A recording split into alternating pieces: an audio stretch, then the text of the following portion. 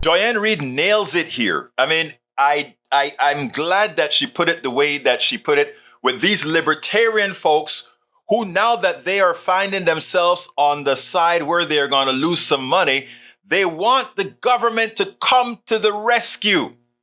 I think it is a position, it's a point that we have to hammer home over and over again.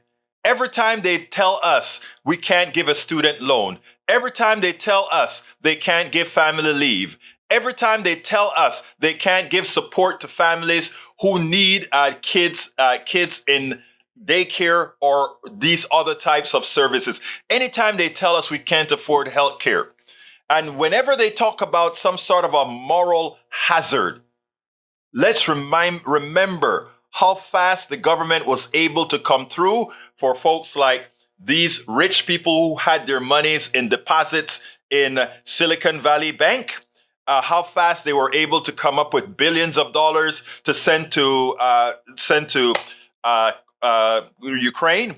Look, I am not arguing that we shouldn't have invested in helping Ukraine not allow themselves to be invaded. I am not saying we shouldn't have bailed these guys out in Silicon Valley Bank to save the economy, given that it's on a very, very thin thread because the financial sector is nothing more than a parasitic sector. But again, what's good for the goose ought to be good for the gander. Check out what JoyAnnReid Reid had to say here. But what should not be lost among the news of this collapse is the speed at which these tech startups and venture capitalists, the quintessential free market libertarians who invested in SVB, went from being fervently against government handouts to basically begging for one.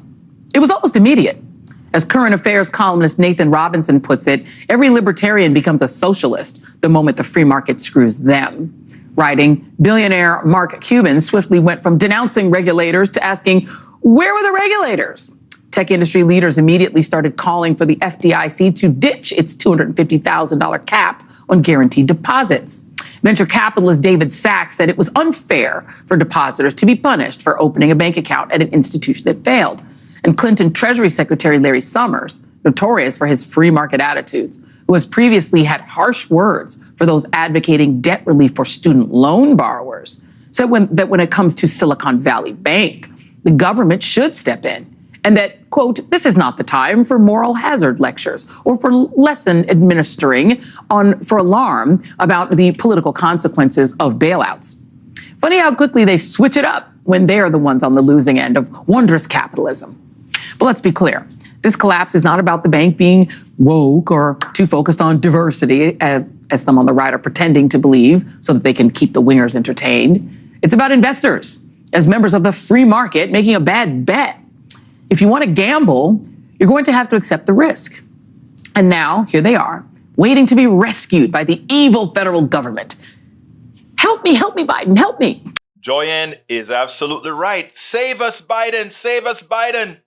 We want socialism for the rich now. Please, socialism for the rich. But let the rest eat cake. We spend a lot of time deconstructing the news, trying to parse it into a form that everybody can understand. We try to find those little nitpicks where it flies above the fray, etc. If you really like these videos that we do, I want to ask a big favor. Please go ahead, number one, subscribe to our channel, and number two, please join if you can. Thank you so kindly for watching. Keep watching. Please remember to share. We must populate the entire internet with our progressive message, a message that we know is what most Americans say that they want. So help us, please join.